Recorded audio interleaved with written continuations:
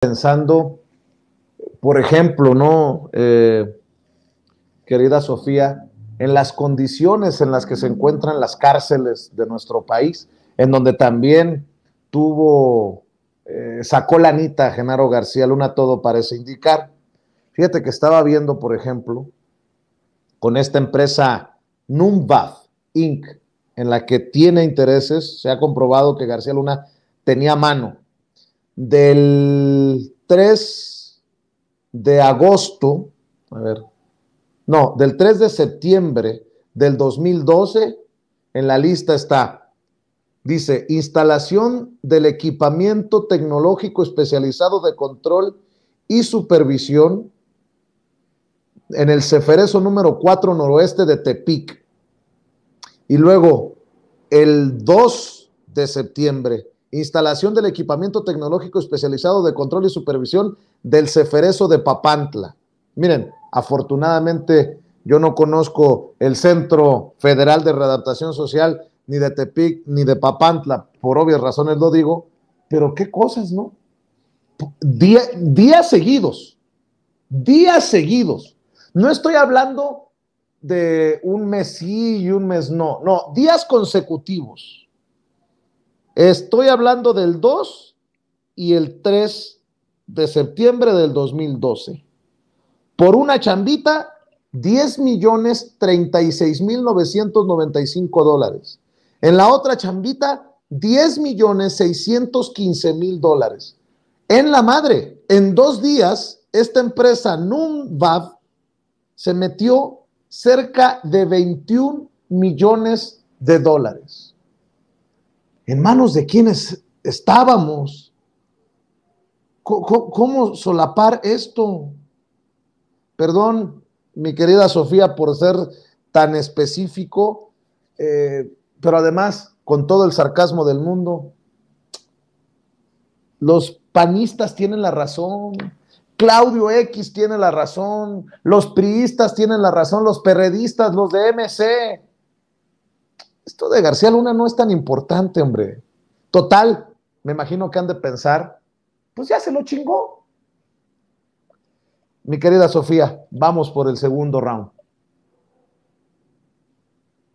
Sí, es impresionante la forma en la que robaban en los sexenios pasados, ¿no? Creo que al día de hoy no podemos dimensionar el grado en el que se robó durante muchísimos años bajo las administraciones priistas y las administraciones panistas, ¿no? Incluso, por ejemplo, ahora que mencionabas el tema de las cárceles, el presidente ha hablado muchas veces de cómo estaban las cárceles, que estaban en condiciones bastante malas, pero sobre todo que estaban subcontratadas empresas para administrar las cárceles, es decir, se estaba privatizando incluso el sistema penitenciario mexicano, lo cual es gravísimo porque nos estaba acercando muchísimo a tener un sistema penitenciario muy parecido al de Estados Unidos, que actualmente enfrenta una crisis bastante grande porque, pues bueno, algo que también pasaba aquí, ¿no? Pero que es el tema de que se encarcelaba a quienes eran más pobres, ¿no? Por delitos menores y que tenían o terminaban teniendo condenas larguísimas y que al final, pues el sistema penitenciario seguía promoviendo este tipo pues de condiciones, pues porque les conviene tener más presos porque significa más dinero, ¿no? Y este es uno de los casos tan graves en el que se privatiza o se busca privatizar servicios del Estado tan elementales como por ejemplo el sistema penitenciario, ¿no? Afortunadamente llegó el presidente Andrés Manuel para ponerle alto a esto y ahora sí que darle un giro a cómo se está administrando el sistema penitenciario, ¿no? Pero ya estábamos acercándonos a esto, ¿no? Y además hay que agregar, pues en México se vivía una situación de impunidad grandísima que al día de hoy la seguimos viviendo, de nuevo hablando del sistema judicial, en el que pues sí se siguen condenando a los más pobres, pero justamente porque no se les da atención y no se les da una defensoría adecuada, porque son los que no tienen acceso, no tienen recursos suficientes para defenderse y sobre todo que muchas veces se posponen incluso sus propios juicios o el procedimiento adecuado que deben de tener, ¿no? Y esto es algo que se debe de atender a nivel federal, pero sobre todo a nivel estatal, porque también una de las grandes problemáticas es que las fiscalías están fallidas, ¿no? Entonces, bueno, creo que hablar de esto nos empieza a abrir un montón de trincheras que siguen pendientes desde el lado de la justicia,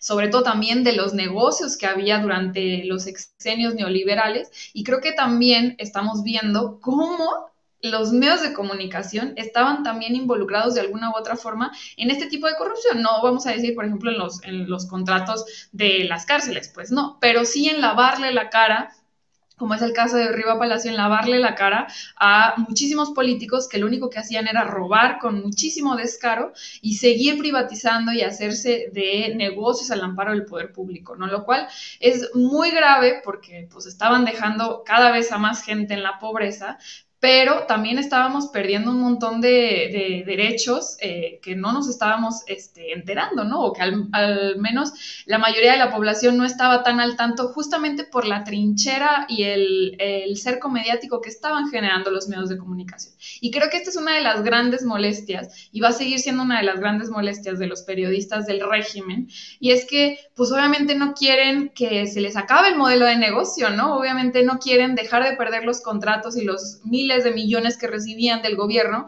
porque es evidente que su modelo de negocio de periodismo está acabado. Desde las redes sociales y desde poquitos tiempos de que explotaran las redes sociales, nadie consumía con seriedad los medios de comunicación tradicionales. ¿Por qué? Pues porque estaban desvirtuados, porque se sabía a voces toda esta situación de corrupción entre ellos. Y además, pues habían perdido legitimidad, ¿no? No informaban, no decían con total apertura lo que estaba sucediendo.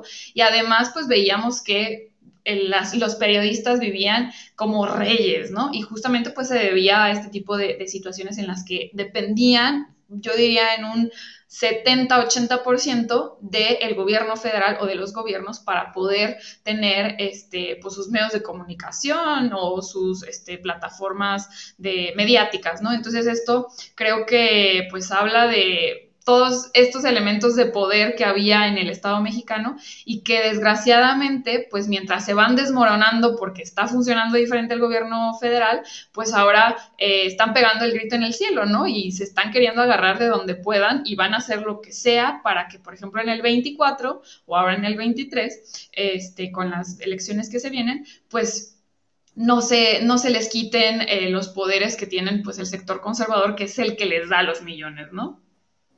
Y mientras reviso contratos de las empresas ligadas a Genaro García Luna, por ejemplo, un contrato, un pago de 170.975.000 dólares en 2014 del CISEN por la adquisición y configuración de comunicación a Numbath Technologies, eso en el 2014, pero hay contratos millonarios desde el 2009. Este señor dejó de ser funcionario en el 2012 y había contratos de 17 millones, 25 millones de dólares, 26 millones, en fin.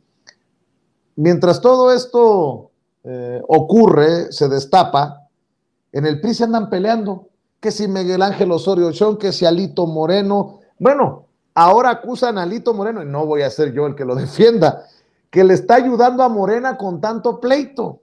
No, qué cosas están ocurriendo. Miren, yo no sé si Miguel Ángel Osorio Chong tiene la razón en el pleito con Alito Moreno, pero me conformaría que en estos momentos diera la cara el coordinador de los senadores del PRI y nos dijera cómo es que se le repartió tanta lana a las empresas ligadas a Genaro García Luna cuando él era secretario de Gobernación, porque hay que recordar que en tiempos de Peña Nieto, del gobierno priista de Peña Nieto en el sexenio pasado, Osorio Chong era el que controlaba la seguridad.